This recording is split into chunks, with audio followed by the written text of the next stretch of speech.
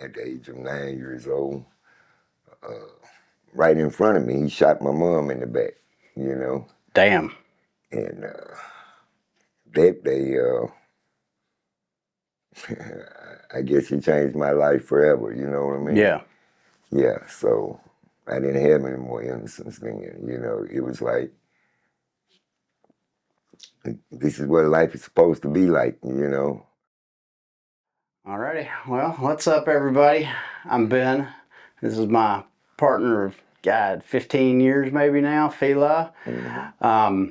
Fila and I met in a trap house in South Memphis. For those that don't know, a trap house is a dope house. It's a house where narcotics and women are bought and sold. I was in the middle of my addiction. He was kind of on the tail end of his. We come from very, very different backgrounds.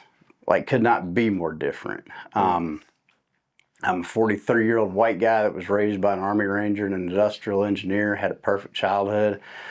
I had the world at my fingertips, but as we know, addiction does not discriminate. And so I fell deep down into that dark hole of hopelessness that we call addiction and raging alcoholism, and I ended up in a trap house in South Memphis. And if you've heard my story, it makes no sense that I ended up there. It was a tremendous series of horrible decisions, and I did it to myself.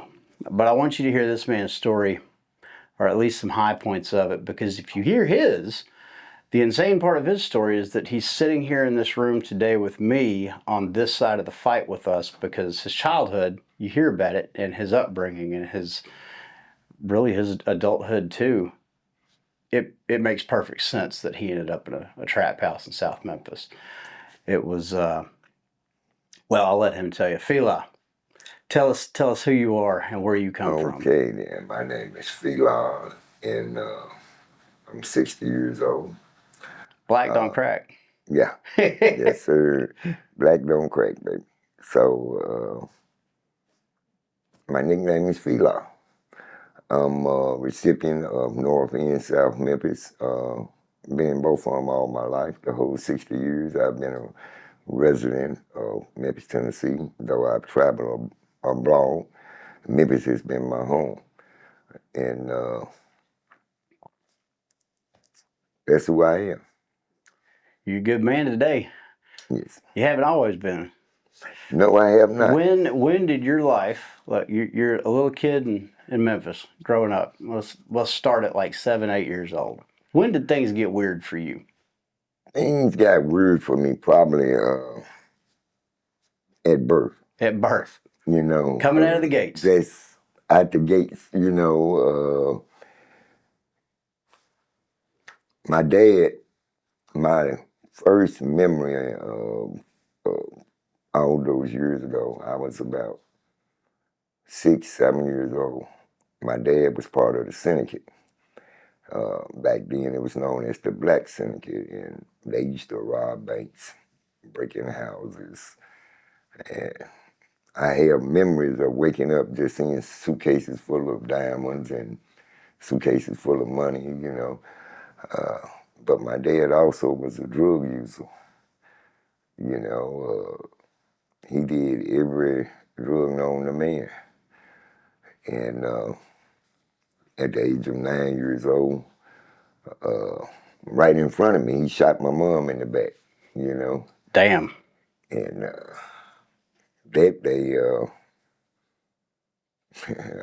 I guess he changed my life forever, you know what I mean? Yeah. Yeah, so I didn't have any more innocence then, you know. It was like, this is what life is supposed to be like, you know. I was there with their hand, and from the age of 9 to 12, I went through a lot of mental, physical abuse from my dad. Until about the age of 12, I broke into the police station. You broke into the police station at 12 years old. Why? Yeah. We used to break into the police impound lot to get the bicycles. You know, they had swinging bikes back then, and I was growing up in Hurst Village, one of the worst housing projects they had here in Memphis. Hell, the police wouldn't even come up in there, you know. So that's where I grew up at. And me and about 6 or 7 or more of my peers broke into the police impound lot every week. And every week we stole a large number of bikes. So that's how we had bikes in the hood. Otherwise, we had never seen a bike. Right, right. So 9 years old, you're introduced to extreme violence. Your father shoots your mother. By 12, you're stealing bikes because that's just the way of the streets out there. When did that start catching up to you? It caught up to me because at 12, they sent me to Taft Youth Center, which is called Piper, Tennessee, which was known as the youth center for black boys at that time. During the mid-70s, they changed it over, civil rights movement, etc., and they integrated it. But by 14, they was hanging me from the ceilings, beating the shit out of me. Damn. Up in Piper because if you got in trouble, that's what they did. Right. I was always getting into trouble. You know, it was something going on somewhere, and I was right there in the midst of it, you know. So from 12-ish to 15 and a half, I was incarcerated at Taft Youth Center. For stealing bikes? For stealing a bike. 3.5 years as a kid, they lock you up for stealing a bike. Yes, sir. When I got there, I was amongst guys who was raping, robbing, murdering. One of the guys in particular, his name was Eddie Lawson. I think he murdered a nursery and bit her nipples off. Oh my God. And he was a juvenile at the time that he did it. He was 16, so he was there, you know. So you're getting exposed to serious criminals. I got exposed to a lot of what I learned how to do as a juvenile in a juvenile facility. I didn't learn it on the streets. I learned some of it on the streets. And I got out at about 15 and a half and returned back to the streets. Stayed out there maybe a year or so and returned back to Piper. And they incarcerated me again until my 18th birthday, at which time they ruled me incorrigible. When they send you to a juvenile facility back then, and if they felt like that you was not rehabilitated, they would rule you incorrigible and send you on to the main prison. Well, they ruled me incorrigible, but they gave me 5 years of paper. Okay. You know, so that I could return back to society. So you mentioned if they deem you not rehabilitated. Right. What did they do to rehabilitate you? I mean, or did they just lock you up and say this is punishment? I'm curious because this would have been in the 70s, right? Right. So was there any reentry rehabilitation work being done, or did they just lock you up, beat you when you misbehaved, and you're there exposed to real criminals who are, I mean, if we're being honest, probably teaching you how to commit crime better? Right. So you didn't pick up much of the criminal mentality from the streets. You picked that up in prison. I picked it up in prison. By the time I made it back to society at the age of 18, right? And my life of crime started with the Bone family over in Hurt Village in Smoker City. Back then, North Memphis. Yeah, North That's where I Memphis. live today. Right. North Memphis. Back then they called me Black Bone. My name wasn't Fila, it was Black Bone. And at that time I was second in command because I knew how to maneuver kind of fast. I picked up on a lot of stuff in the hood, and then it birthed me from what I had learned from my incarceration to the streets, and I became notorious in the streets. And you were very much notorious when I met you back around 2012. You're notorious for different reasons today, though, and I do want to get into that, but I want to talk a little bit more because I think, you know, a lot of America, there's misconceptions about street gangs and about people who live a life of crime. And, you know, the way I see it, we deal with a lot of incarcerated people or people coming out of institutions. And obviously a lot of it goes back to dope. But I think even more of it, particularly in any inner city areas, but Memphis especially, it seems to go back to kids being raised by the streets, essentially. You had a dad in your life, but it sounds like he might have been more of a bad influence than a good one. I mean, he shot your mom at 9 years old. I'm assuming you never went through any sort of trauma or grief counseling in any of those institutions you were in. They just locked you up to get you off the streets, right? Right. So you get out of these institutions, you've received, let's call it training on how to be a better criminal, for lack of better explanation. And that's not unique to you. I hear this from tons of people, black and white alike, that they actually learn how to be a criminal in jail. Which is bass backwards, because that's where we're supposed to be rehabilitating people to allow them to become productive members of society. I would like to think that in the last 50 years that has gotten better, and I think with some of these reentry programs, like with Chantel Mathis, the Project Pat's behind, I think we're seeing that movement, but there's a long way left to go. So my ADHD got me there. Let's back up. You come out of the institution, you've got street cred now because you've done time. You've got training on how to be a better criminal. You've become affiliated. Street gangs, they offer a sense of belonging, camaraderie, protection. I think a lot of America thinks these gangs are going out trying to recruit kids, and that there's like these wild initiations where they have to go commit random crimes against people. Sure, maybe that's true somewhere, but from what I've seen, educate me, from what I've seen in South Memphis and North Memphis in particular, gangs really are more like a brotherhood. And yes, they're about crime, but people are drawn to them. You guys don't go out and recruit to pull little innocent kids into a gang, am I right? No. Some people call them organizations, some call them gangs. Right. Some call them also brotherhoods. The Bone family, back then and now, they have always had the mindset of helping the community. Change hasn't came in the community in decades. Right. So the mindset that they have is that they want to do good. A lot of these organizations, they want to do good. People suffer because of poverty. Absolutely. Poverty is why the hood is broken now. Absolutely. But it's broken because of the opportunities that we have that run this city. Greed.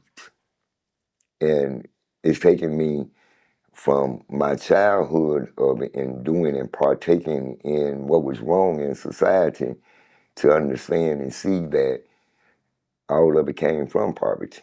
Absolutely. And the lack of economic opportunity here in Memphis, but I mean really anywhere in America where you have these same issues, it's undeniable that it's got an absolute and measurable impact on addiction, on violent crime, on infant mortality. The two are very much linked. And what we've seen, you and me, as we're working in South Memphis together, as we're able to introduce economic opportunity to some of these people coming off the streets, we're seeing much higher success rates. If we're able to provide, let's shift the conversation towards sex trafficking. If we're able to provide a trafficking survivor, a prostitute, who's coming off the streets out of addiction, a way to earn a living that's not the way she's used to earning her living, she is exponentially more likely to succeed and stay sober.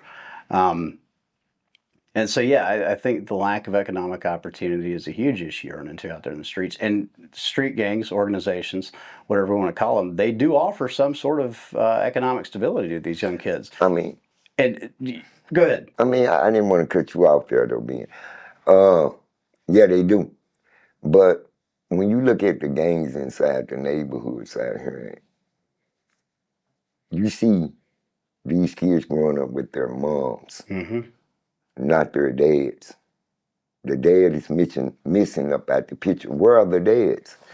Well, I want to give you a scary statistic, all right? And you're touching on something very important. This is why it is so important to our mission at We Fight Monsters to have you alongside us, because you are a 60-year-old black male that came from that environment, and you made it out, and you're on this side of the fight now. In South Memphis, and probably North Memphis, maybe even all of Memphis, young black men are more likely to be dead or incarcerated than they are to be in college or have a job. That is terrifying. There is something wrong with that. Mm-hmm. And I think there's a million reasons we could talk about why that's happening, but the part that's the saddest to me is that it's accepted as normal. Mm-hmm. And you're absolutely right. The lack of strong male role models in a lot of these kids' lives is tragic. And I don't know how we address it. I don't know how we fix it. I think introducing economic opportunity is a huge one. I think offering some sort of alternative brotherhood and sense of belonging or maybe it's working with these organizations. That we've worked with some Memphis gangs to shut down dope houses, to get women off the streets, yes. Which to your average American is going to sound insane. Why would a dope boy who's gang affiliated help us shut down a trap house? Well, it's because of what you said a minute ago. They actually do want to help the community. Mm-hmm.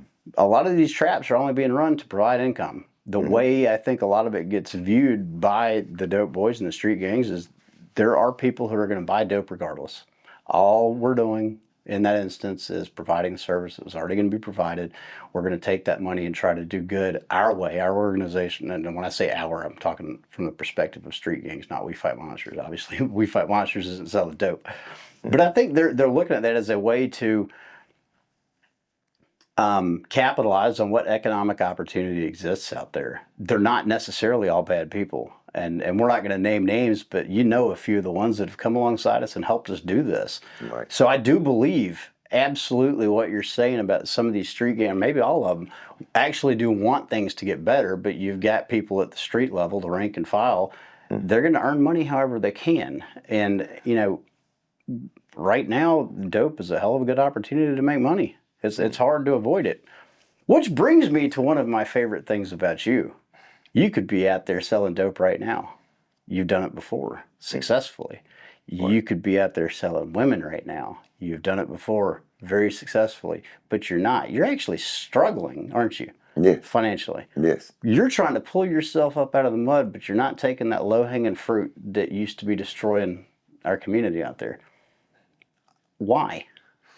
First of all, when I was out there in doing what I was doing, when I was pimping women and selling drugs, I did it because I needed a source of income to come in. That source of income sometimes was at a high number, sometimes it was at a low number. But during my addiction years and all the way up until the time I got clean, if I didn't have no money, it was a problem. Somebody had to lose. I felt like somebody owed me something. Society owed me something. And then it was only until I got clean that I came into the realization that don't nobody owe me nothing. I owe myself, all those years of being in and out of incarceration and doing my drug addiction, I lost a lot of things. The first and foremost that I lost was my mind. But when I got back A, B, and C followed all the way up to Z, I realized that a lot of people in South Memphis are uneducated.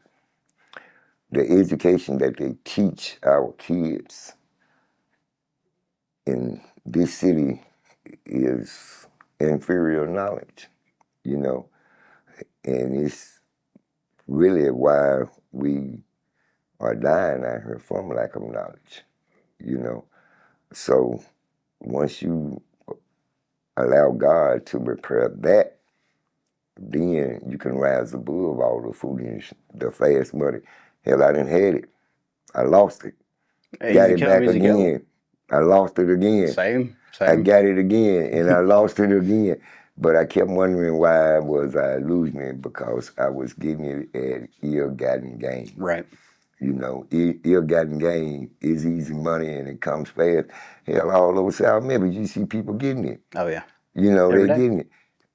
Being out inside South Memphis, the way of life for some people are different. You see a bunch of black guys hanging up on the corner, holding up the corner. Well, you ain't gonna see a bunch of white guys or a bunch of Mexicans out there holding up the corner, but you're gonna see these black guys out here every day.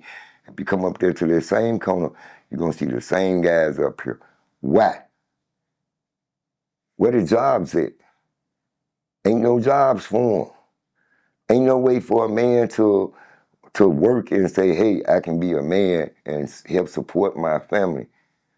So an idea is born up there. Robbery, burglary, drugs, you know, and this is a way of life for people, you know. I don't knock none of them because I've been there, done that. Me too. You know what I'm saying? Me too. So now is a time that once you have been resurrected, then you can come back and help some more other people, like how you and Jess are doing. God resurrected y'all, and y'all back inside the community, the same community where I smoke crack at with you. Yep. You know, this on the same block where those houses were dope houses and now hope houses. You know, God brought y'all What back. are your houses even? I mean, a couple of my houses. That's right. Really, you know, the house we met in. Right, is right. a hope house today. It's And, crazy. Yeah, it's crazy because I sold dope there. I pimped women there, but now it's for something better. You know, the kids can play on the streets now. And that is a beautiful thing. The first time I went back to Melrose and saw kids playing out there, it was weird. I had some happy tears happen. And then I had some sad tears because I'm looking at the ages of those kids and I'm realizing they were there when we were trapping. Mm-hmm. But we never saw them because it wasn't safe for them to come outside. They couldn't come outside. And it outside. broke my heart. And that's honestly, that is one of the biggest driving factors in what Jess and I do is we spent so much money on that dope economy in South Memphis. We financed making those streets unsafe for children. And so today I think part of our financial amends is we have to spend the same amount of money or more making it safe again. Right. While we're on the topic of pimping and those houses, something that frustrates me is there's a big lack of awareness, particularly on social media, about what sex trafficking in America usually looks like. And very few people ever have the opportunity to hear directly from a pimp. And so I would like to take this opportunity to do that, right? A lot of people think that sex trafficking in America is some big, scary, very organized trafficking ring that goes around and kidnaps women and forces them into sex slavery. And while I'm not saying that doesn't happen, I will say I've never come across it. And we've been working this fight against sex trafficking in Memphis for a very long time with your help. Now that you're on our side of this fight, if, let's say, you were going to go back to that life that God took away the enlightenment He has given you, and He took away the heart that you have today to help these women that you used to be exploiting, and you decided to go back to that game, what would you do? How would you do that? Walk me through it. Let's say Fila wants to walk out this door right now and start pimping again. What would you do? First move. The first thing I would have to do I would have to get me a big house. Have to get me a big house. Then if I would go to the hood, you have so many women over inside the hood who have been abused at home first. I mean, they were victimized by a relative, a friend of the family, somebody that was close to them a lot of times. And you see a lot of these young ladies walking around, and if you befriend them, you feed them, then 9 times out of 10, they're going to follow you to the ends of the earth. You know, but if you put a roof over their head and you give them a place where they can have some warmth there, kick back and watch TV and watch their ass, hey, they're going to think the world of you. But ain't none of it free. Why? bills got to be paid. Rent, light bill, weed bill. Hell, everybody got to get paid, you know. Got to pay the weed man because smoking his weed is what helped me ovulate to a higher level on what I'm doing.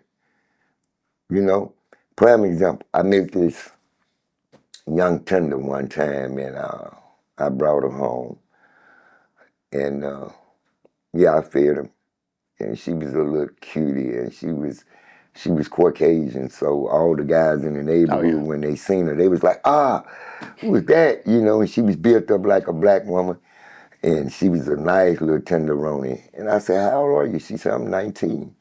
And I brought her to my house and I fed her real good and she didn't have anywhere to go. I gave her the house that you just got finished remodeling. When you go straight down that hall, that was her room.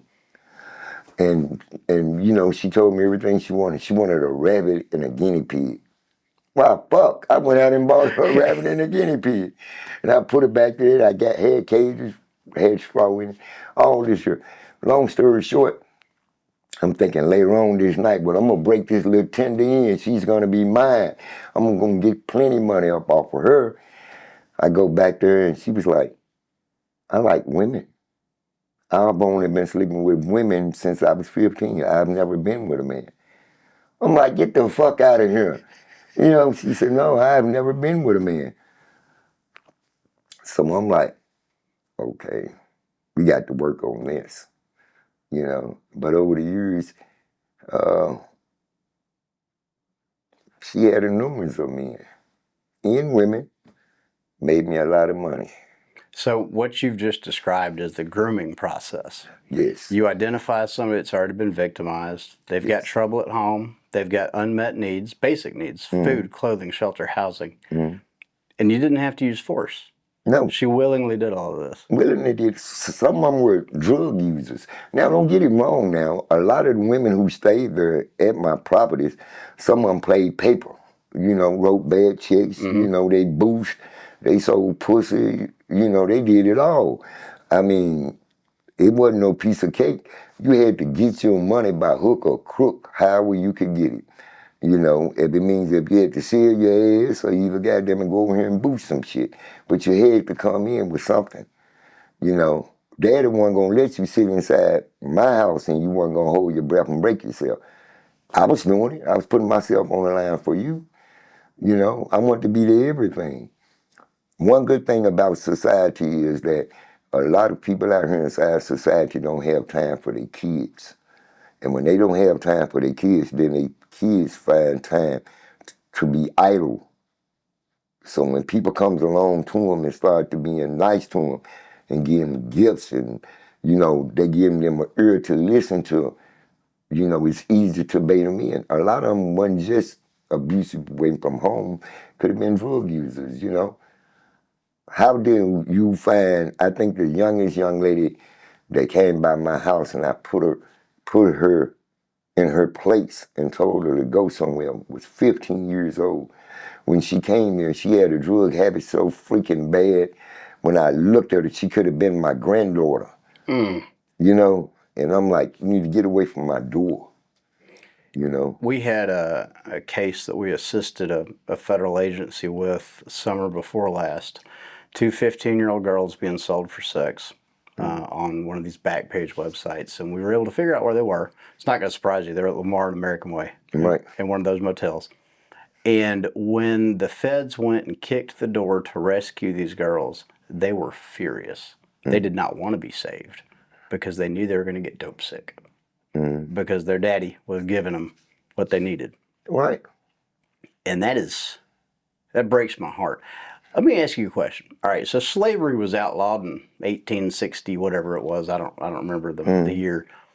Slavery very much still exists, and you and I have seen slaves. And there's never a lick of force needed. If you get a female addicted to dope, they will do whatever you need. Or you don't even have to get them addicted. If you get them when they are addicted. Dope enslaves people, does it not? Yes, it does. It does. I mean, it's like if you go get a dog and you tie him up and he run around your yard trying to jump this big old high fence you got, but you got him on the chain. Every time he jump up, it's gonna choke him. So you turn around, you come out there, you feed that dog every day. Pretty soon that dog, he gonna fall in love with you. You can take him up off the chain. He ain't gonna try to jump over the fence no more. You the one feeding him. Then all of a sudden, somebody try to bother you. What you think that dog gonna do? He's gonna go to bat for you. He's gonna fight for you. He gonna bite their ass. What did the dog forget? I don't know. He forgot you the one who tied his ass up to that pole from the gate. Oh my God. Dude, that's a strong analogy. That is strong. He forgot you're the one that tied him up to begin with. Yeah. Damn. So anybody that's addicted to drugs and somebody's been feeding that habit, you're not gonna come off up in there and pull that person. No, they don't want to leave their pimp. It's too far gone now. Man, I never even thought about it like that. And you're right. It used to blow my mind when I was out on Melrose 2014, 2015, the number of people that were just so ride or die, loyal to death to Hot Rod. And for those watching, you don't know Hot Rod. Hot Rod, rest in peace, is the guy that pretty much ran that street with you for a long time. Right. And he treated people, I'll be honest, pretty bad. Pretty bad a lot of times. But nobody would ever turn on him. And you're exactly right. It's because he was the one feeding their habit, taking care of them. He could get away with anything. He was actually a good dude. He was. I mean, he called me in to be his chief of security. I came in and I took over for his nephew. I wasn't even selling drugs back then. I was just chief of security. So with that being said, when he brought me in, a lot of things began to change. Was it because I was a little light on him? No. I just showed him somewhat of a better way where that he could punish the people without all the physical violence that was inflicted upon him at that time. Because he was a no cap, no mercy kind of dude when I remember. Still at his violence. So you came in for security after I left. Right. When I was out there, it was still S1, and man, I remember them beating people with frying pans, he was shooting still people. On. Oh, it was? Okay. S1 was still on when Big John, all those guys were still were you in 1186 that night? Big John and Al got in a fight. Yeah. And Shirley told me to break it up. Next thing I know, Big John is 7 feet tall. Man, literally using me as a weapon to beat Al. Right. You know what? Al was so stubborn. I can remember one time when me and Hot left, and he had gave Al the drugs to sell, and when we got back, he had cut him down. So Hot was so mad, he picked up this broom handle and just hit him across the head with it, and just kept beating him with it. And bam, when he got finished, he gave him back those drugs and told him, here go a fresh pack, sell these. And he took the ones on which he had cut down. We left again. When we got back, I'd be damn if he hadn't cut those down. Oh, God. And, so I was really, that's why when I see that brother right now today, I see how far God has brought him. Man, you could not make a stronger statement.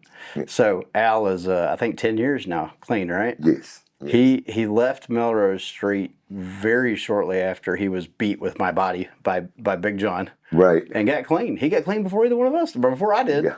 Before Jeff and I. He'd been clean, I think it's 10 years now. It's at least 9. Okay. It's been a minute. He looks so good. He's doing so good. He's got a job. He's got a vehicle. I mean, he's doing the thing. Yeah. And that was a huge inspiration to me. Right. Like, no joke, to see him do that. He's gotten back his kids and his grandkids in his life. Yeah, I mean, he's living a prosperous life now. Yeah, did a complete 180. Yes, sir. Come all the way back. I love to see it. I love it. I love watching people that I was out there with come back from it, because we've lost a lot. Right. We've lost a lot of them. I remember when Jess and I first came back to South Memphis. It was the summer of 2022, I think. And she had this list of prostitutes that she wanted to find and try to get some help, you know, because that's who we hung out with. Those were our friends back then. And 14 of them were dead. 14 in 3 years, 14 gone. Right. It's just crazy. And then, you know, since we've been back, we've lost a lot more. Right. It ain't getting any better out there. And I want to talk about why. And from my perspective, I think fentanyl is a huge driving factor in the increase we've seen in deaths. Yes. You know, I was an IV drug user. I shot my heroin. I shot coke. And since we lived in the trap house, I was able to tell the dope boys, I do not want fent. I want give me straight heroin, man. Do not put fent in my shit. Now, you can't even find heroin. No. There may be one dude, and we both know him, Yeah. in South Memphis that still has heroin. Right. Right. But fent is in everything. It's in everything. They're using it to kill people now. Right. Cone gets 2 shot off, they give him a hot shot. They give him a crack rock with some fent in it. You know, and I know of at least 3 deaths in the last 15 months that have happened like that. Ayo was one of them. Man didn't do any fent. Right. But he overdosed and died on fent. Come on. Somebody gave that man a hot shot. Right. Right. And there's been a few of those. And, like, I get it from a business perspective why the dope boys are using fent. It's much cheaper. It's a much smaller quantity needed to get the same effect. It's going to keep people from being sick from opiate withdrawal. Like, so I get it from a business perspective, but it is killing the shit out of South Memphis. Finn is the devil himself. Yes, he is. I mean, I am totally against Finn up on him. Everybody whom I've known, which has been a lot of people who have OD'd and died on fentanyl, had they known that they were going to be taking their last hit, they would have never took that motherfucker. Yeah. But the thing about it, though, is fentanyl has taken the place of heroin. You're right. You can't find any heroin in South Memphis but one place I know of. But other than that, fentanyl has taken over. To me, I think it's a genocide. You know, I got to be honest with you. Yeah. It's a genocide because if you look at the areas more so where the fentanyl is affecting more people, that is right there dead in the heart of South Memphis. You know, most of the overdose in Memphis come from South Memphis. 38106. South Memphis got so many death traps for us out there. You got fentanyl, you got crack, you got powder, you got liquor. You know, when you take all of that and then you put that with the robberies, the rapes, the murders, the child pornographies, the incest, I mean, South Memphis got a whole problem that needs to be fixed. What they doing is actually they putting a Band-Aid on the problem because the police coming up on the corner harassing every day all over the neighborhood. I don't care where you go. I mean, I got up out of my car the day before yesterday and a cop asked me, he said, "What's your social?" What the hell? For what? Fuck you want my social for? You know, so he kept asking, so I told him 777-9311, you know, which is the number that Prince gave. You know, you can call them folks. Maybe they'll tell you. I can't tell him my social. Right. But make a long story short, though, you have so many ears in South Memphis that it's going to take a miracle. It's going to take a miracle. And the miracle is really beginning to happen, as I was telling your wife, Jessica, as a matter of fact. A seed was planted way back then, but only God could give the growth and the increase for that seed, you know, and y'all are frowning. People are beginning to know who We Fight Monsters are now in the neighborhood for Landersfield, whereas at first they never knew that. Yeah. You know, couldn't too many people who were non-black come over there and stand out on the corners like how you do and how she do, you know. They know who you are. Yeah. You know, and yet and still they got people who've been their neighbors their whole life and they don't know who in the hell they is. You know what I'm saying? Yeah. Well, I think one of the biggest reasons we're having success, despite being a couple of white folks in South Memphis, is we're not trying to put anybody in jail, dude. Like, your story is a great example of why. We send people to institutions that are supposed to rehabilitate them so they come back to society, and that's not what we're doing. So let the police do what the police are going to do. I'm not part of that. Right. I'm trying to meet people where they're at. Right. It's the exact same way you do out there because we've been there. Right. You got to meet people where they're at, like Jess says, not where you want them to be. Right. All right. You got to show them there is a better way. And for Jess and I, who you have seen very bad off on dope, homeless, eating out of trash cans, Right. other people out there saw that too. They saw us do that. And when they get to see us today doing what we're doing, they see me and you sitting here doing this interview, trying to spread a little bit of hope and awareness. It carries a pretty strong message, man.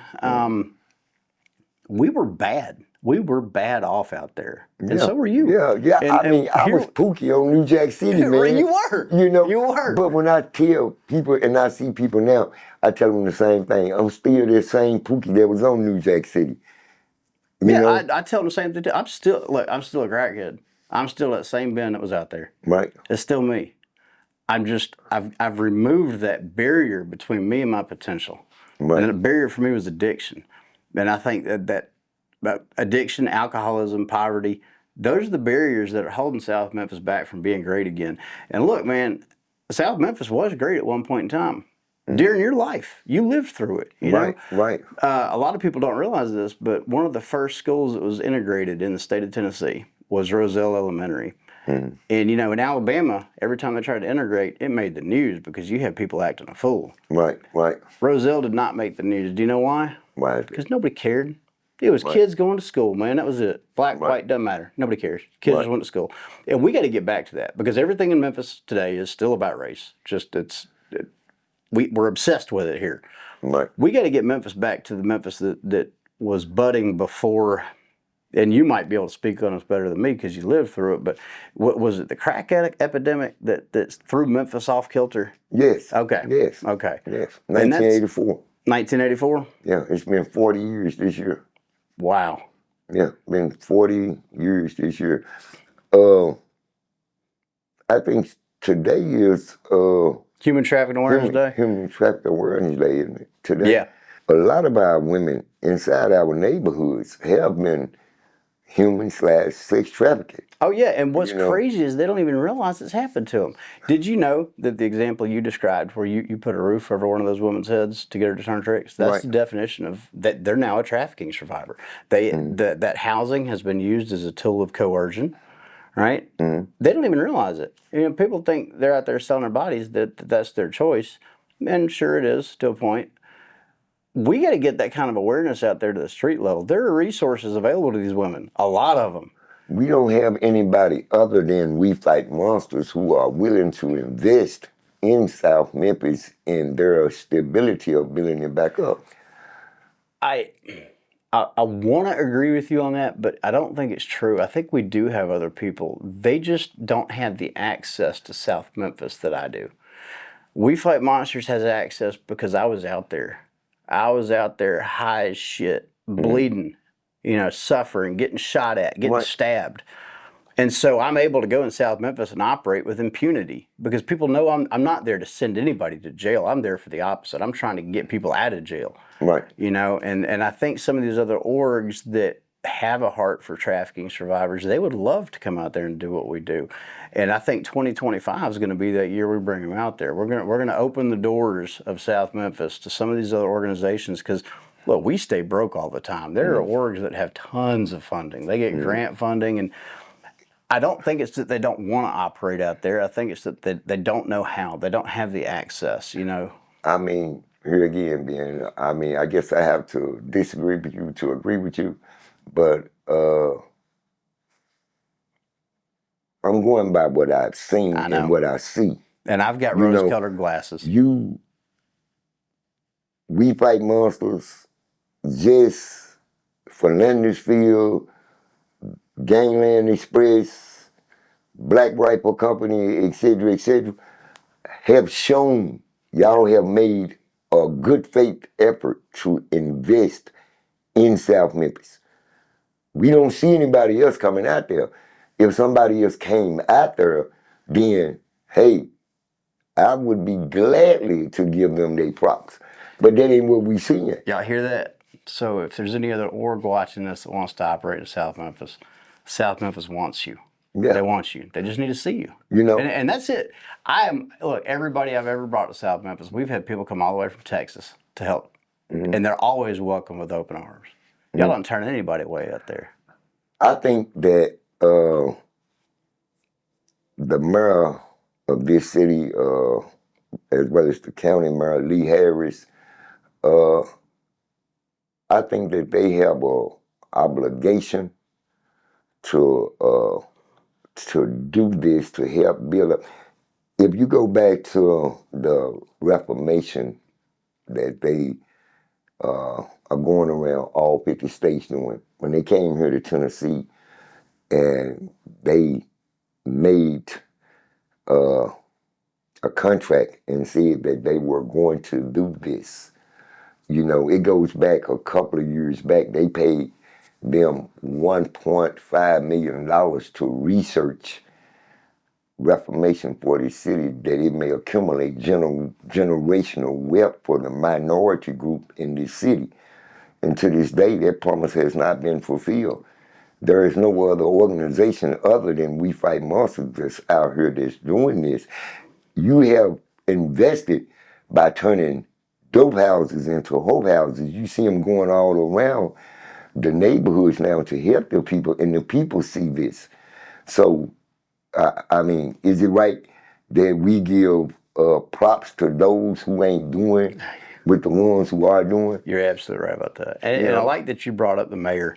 I don't know Lee Harris, but I do know Mayor Paul Young. Right. And I've sat down with him, and I know he's reached out to some friends of yours, and maybe you directly. He took a lot of heat early on in his term, or maybe it was during the election, I don't remember, from, let's say, the political right. All right. Now, I make my living from the gun industry. A lot of people are going to assume I'm a right-winger. My actions show that I really just hate politics, period. I'm about meeting needs and getting shit done. I hate politics. If we're going to say what is Ben's politics, I believe the gay married couple should be allowed to guard their pot farm with machine guns. Like, that's how libertarian I am. Right. I don't think the government has any place interfering with certain aspects of our lives. Right. That's a rabbit hole. I don't want to go down that. My ADHD grabbed me. Mayor Young said something and did something. He followed up on it. He said he wanted to sit down with leaders of street gangs to address gun violence in the city of Memphis. And some on certain sides of the political spectrum went ballistic about that and just thought it was ridiculous. How is that ridiculous? It's not. It's brilliant, if we're being honest. If you want to attack a problem, all right, why in the hell would you not invite the people to that table with you who set the damn table to begin with? That the reason I'm moving the needle in South Memphis in addiction is because that's the world I come from. If you want to tackle violent crime, why not talk with the people who might be able to influence the youth that are part of that violent crime? What's your take on Mayor Young's idea? Okay. Mayor Young's idea. I think it's brilliant. I think it's a good idea too, right? And let me say this right here. I could possibly make that happen. The thing about it, though, is that Mayor Young is a good mayor. I like Mayor Young. I mean, don't get me wrong. And I think he's did a lot since he's been the mayor.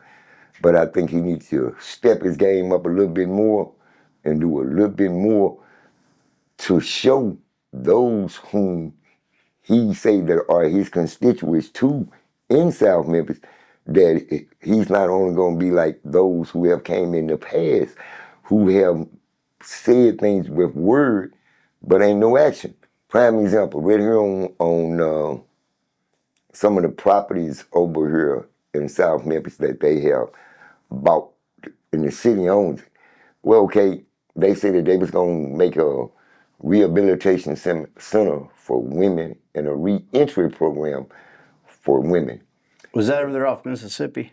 No, it's actually over off on my side, by Wilson's side. Okay. But the thing about it, though, is they bought this property 4 to 5 years ago. The property is just sitting there. You know, I mean, they say that they're going to do one thing, but action speaks louder than words. Right. You got a lot of buildings over there that are just sitting there deteriorating. Yeah. With which people, if you allow us to get these buildings, even We Fight Months to get these buildings, Well, there is no revenue coming in on these buildings, no taxes coming in on these buildings. Give us these buildings, allow us to fix them up. Then you can get some taxes. Then you can get some revenue away from these buildings. But how can you get blood from a turnip? We don't have any money right now. Right. The building is just sitting there, you know? Yeah, you're right about that. So, I'm glad you brought that up. We're trying to get that old nursing home off Macklemore. I want to turn it, the one. Yeah, Kings and Queens. Yeah. We want to turn that into a treatment center. It would help in a lot of different ways. First off, the place needs God knows how much money in renovations. Yeah. God knows how much. It'd provide a lot of jobs. Just the renovation alone, the labor. When we tore down 1192, I put you in charge of that. And you went and hired some dudes off the streets to do it. Right. Like the work we're not trying to just help people who are sober. We're trying to help anybody. You picked a couple dudes who are still out there struggling bad, fighting. And you had them come out there and do that work. You put some money in their pocket. They made an honest day's living. And that's what we want to do at that nursing home. I want to hire people from the 38106 to clean that thing up. And that does a couple things, the way I look at it. It obviously provides them some legal income. But it gives them ownership in their neighborhood. These are their streets. They're cleaning up their own streets. It's not some dude coming in from Texas to build a strip mall or some shit. They're cleaning up their own streets to build something beautiful that's going to help people in their community. And what we've seen, you and I, on Melrose Street, when we involve people in that community in the cleanup efforts, it has a tendency of staying clean.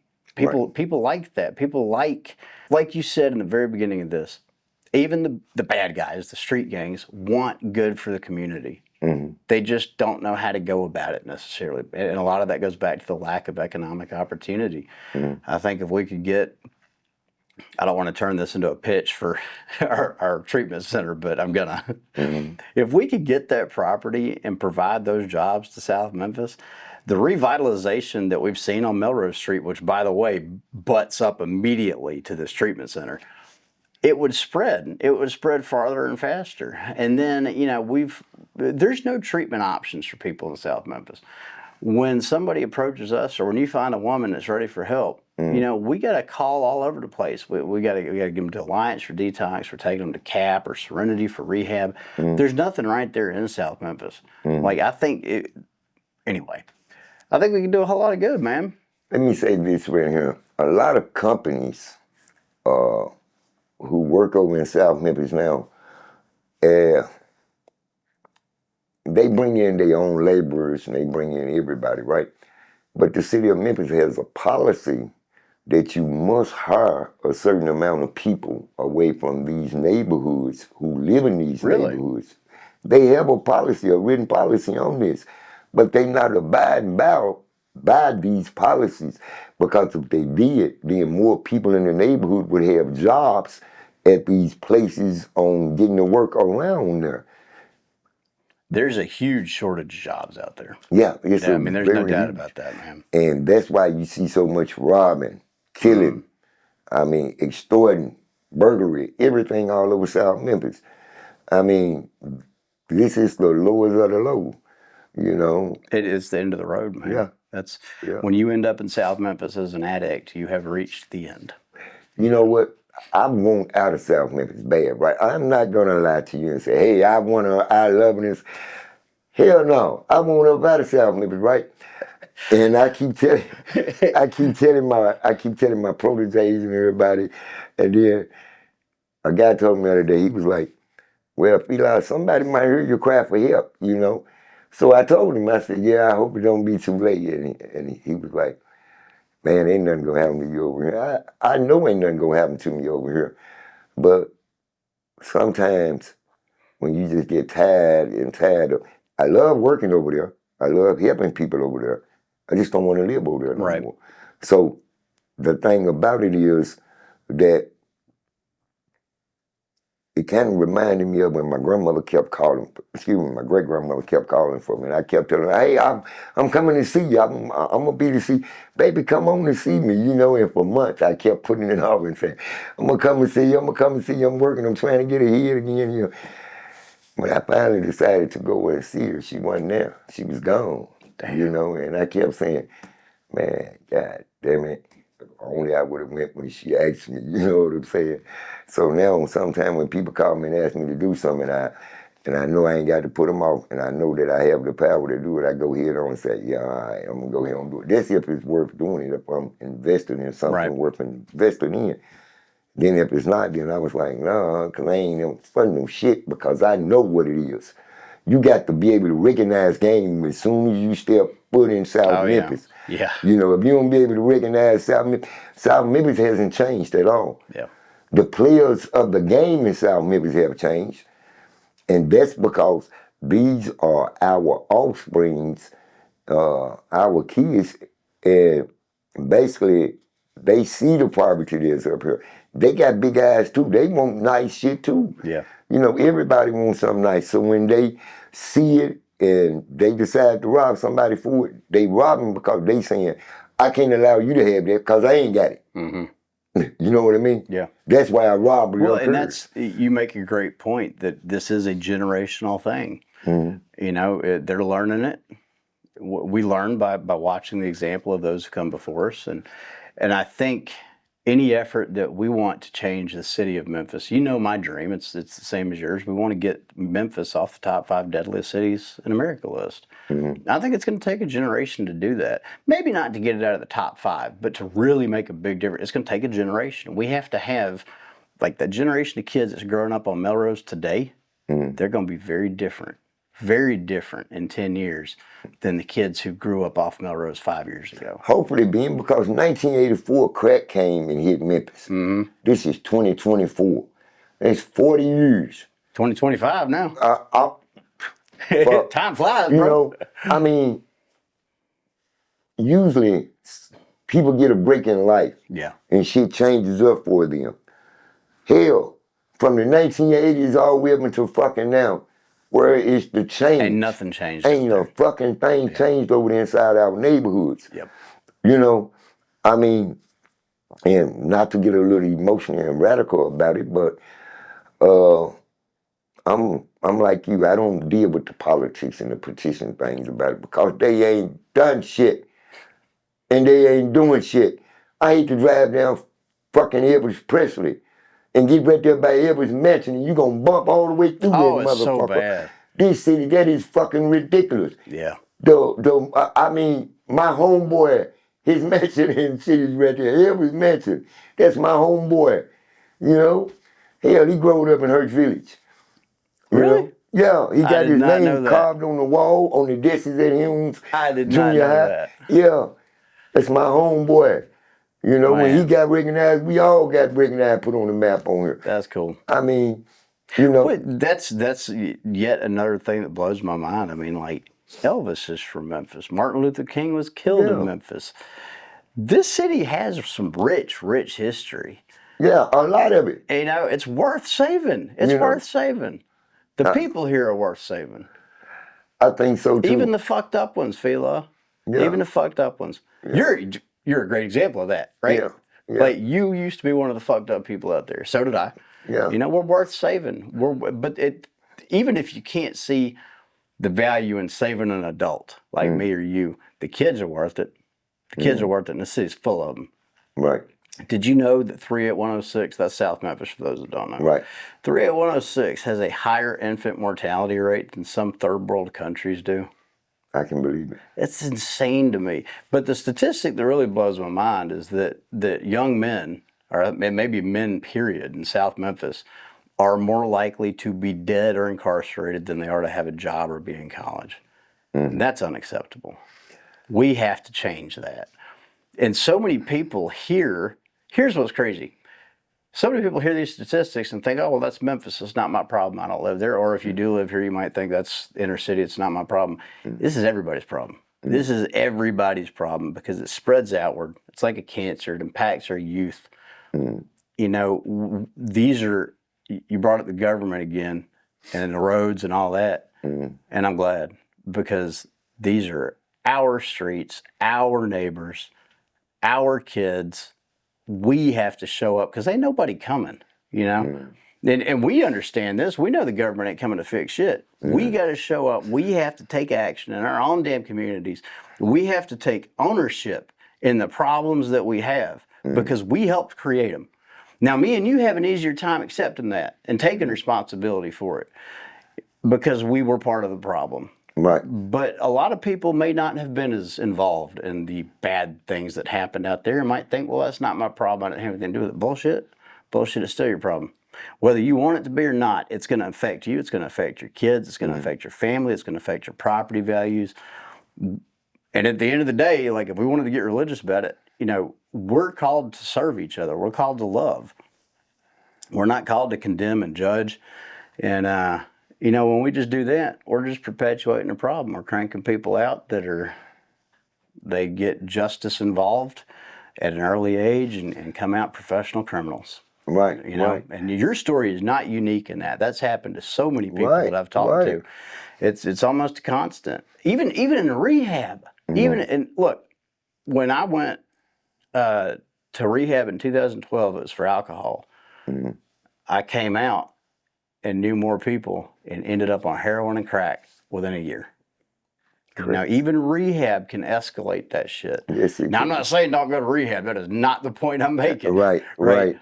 But the point I'm making is that, like, this is a big societal problem. I don't think people realize just how much dope impacts everything. I would wager a bet that 90% of the violent crime in Memphis comes back in one shape, form, or fashion to addiction, to drugs. Yes, it does. To touch base on something about what you just said there a minute ago, South Memphis is the breathing ground of this whole freaking city that we live in, right? Yep. If the drug usage in South Memphis is bad and people are addicted real tough, and they are out there, and they can't get the drugs, who the fuck do they think they're gonna rob? They ain't gonna rob nobody in South Memphis because ain't no money out there. They gonna go East Memphis, they gonna go North Memphis, Germantown, Collierville. and that's how the crime start to escalate because they trying to get, some drugs.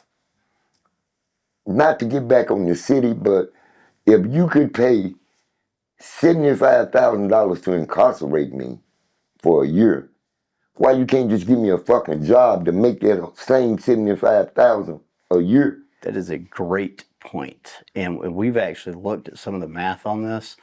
The Shelby County Drug Court Program, I'm a massive proponent of that because it keeps people from being incarcerated and it gives them an opportunity to get sober and find a job and all that. Drug court, I was kicked off of it. I didn't want to play game. I didn't want to play ball. I didn't want to follow the rules. I got kicked off. But drug court is amazing, and we couldn't do any of what we do today without it. Angela Parkerson, the director of that program, has, I need to get the numbers from her again. If you incarcerate an individual, it is some staggering sum. Let's use the $75,000 you just gave because I bet you've got research behind that. You're going to spend $75,000 a year to incarcerate somebody. What if that person was only committing those crimes because of their addiction? And in fact, we have so many people in jail right now on nothing but drug charges. They haven't even committed any other crime other than possessing drugs. Why are we going to spend that kind of money incarcerating them when we could instead employ them, house them, rehabilitate them, and then boom, now we have someone that's actually paying taxes. So instead of costing the city $75,000 a year, maybe they're paying, $10,000, $15,000 in employment taxes or sales taxes or property tax because they're a homeowner now. Like, you can flip the script on that thing real fast. And if the city actually looks at what are we going to, or the county or the state, whatever, looks at what are we going to spend to incarcerate somebody versus what will we make, what will we make if that person is now a tax-paying, productive member of society? It's a no-brainer. I think we should be looking at things like this from a state, municipal level, like a lot harder than we actually are. Recovery courts should be the standard everywhere. If somebody becomes justice impacted over addiction, it should be automatic, man. Get that person some damn help. Because it is going to cost us as a society to lose them to incarceration. Whereas if we rehabilitate them, it's going to benefit us as a society in so many different ways. You know what I mean? Right. I mean, but when you look at it when you look at all of that, though, you can't help but to see the hypocrisy of it's not incarcerating a man for a crime now. It's incarcerating him for monetary gain. It's a business. Oh yeah, the private prison system has destroyed Black America. There's no way around that, dude. The whole system is a record. It's a business. Yeah. It's not incarcerating him because he committed this crime because he was on drugs anymore. It's a business. It's a business. Yeah, $1 billion business too. Here again, not to get off into politics, because the main source of me being here today is basically really to talk about South Memphis and the ears of South Memphis, right? Well, this is a huge issue, Pat. I don't think it's politics. I mean, what you're saying is factual. Right. You know, the private prisons is a multi-billion-dollar a year industry. It's insane, and it's not fixing the problem. Your story's a great example of that. You know, it's not fixing the problem; it's making it worse. Right. Now, I'm not saying let's just let people get away with committing crimes and don't lock them up. But what I'm saying is we need to put a lot more federal tax dollars. I'll say federal because everybody hates the IRS. Federal tax dollars really should be going to fund things like rehabilitation and reentry programs, preparing young men and women to come out of institutions prepared for life, not prepared for a life of crime. Right? Right. You got a lot of people who want to get up off of drugs and don't have, number one, don't have insurance to go to these programs and things. Like you were talking about getting the sons and dollar billing up there. I really wish that the mayor as well as the city council in this city would give you that billing, you know, so that you can go in. I think it would be a great place right here in the heart of the South, because they don't have transportation. A lot of them be wanting to go, and a lot of them don't have. The average person who does drugs, before they do the drug, they have good intentions. They have great intentions, but once they take that hit, those intentions go up out the fucking window, because we know that the drug is a mind-altering drug. Absolutely. Something that we didn't know back then. But even though we knew it, we were enjoying our high. Yeah. I can remember one time, I think that was me, you, and Bubba that was getting high. John, and I think we had one more hit left. It was in 1186. Yeah. It's been so many years ago, though, but that was during our addiction, though. And so now when I look back on that now, you know, I wanted to get up off of drugs. Been wanting to get up off of drugs. Didn't know how. Didn't have no guidance. Didn't have nobody to talk to. Hell, I couldn't talk to you. You was doing more drugs than me. Still have to. You know what I'm saying? And most of the time when we said, well, hey, man, we just going to do just one more always turned into a million more. Oh, yeah, bro. Know? Look, one's too many, 1,000's never enough, right? There you go. And that's it. So. Well, look, dude, I think we're going to change this city. I think we hit on everything I wanted to talk about. Is there anything else you want to add? I just wish that the mayor, Paul Young, Lee Harris, and abroad of this city would give you a building over there, whether it's the sons and daughters or another one, or Casey's. Whichever. Casey's is a great place. Casey's Motel? Casey's Motel is a great place. And look, I'm going to tell you this. The mayor's office has been incredibly receptive to all of these ideas. Right. And when I leave here today, I'm going to meet with District Attorney Mulroy to talk about some more of them. Yeah. I think we finally have the right circle of people aware of what's happening. Right. And I don't know what kind of power each of them has to do X, Y, and Z, but we're finna find out. Yeah. That's if Mulroy will be able to talk to you. You know, they got this thing in Nashville on him today. Oh, shit, really? Yeah, Taylor is trying to get him removed from office. Yeah, he's trying to get Mulroy removed from office. Oh, man. You know, I didn't hear about they that. want to move all the ones that are liberal and who understand the concept of what's going on. You know, a lot of us out here are uneducated. Hell, I'm uneducated, you know, but I know educated men can make dreams come true versus a man that's uneducated who can only dream. So I'm just a dreamer. Shit. You're a doer. You're a doer. I see you in action, brother. Yeah. Well, look, Fila, I appreciate you being as transparent today as you have been. And you're a testament. You know, I hope that this video gets in front of some young men in South Memphis that see it. there is hope out there, and recovery is possible. And sometimes all it takes to change the world is a dream. Mm-hmm. And I'm convinced beyond a shadow of a doubt that we are going to change South Memphis. We have an army of people beside us, you know, and we're making some good things happen, dude. I love you, bro. Love you too, B. Love you, man. Love you too, bro. Good job. Man, hey, man, I think it's going to happen, though. Man. I think it's going to happen, too.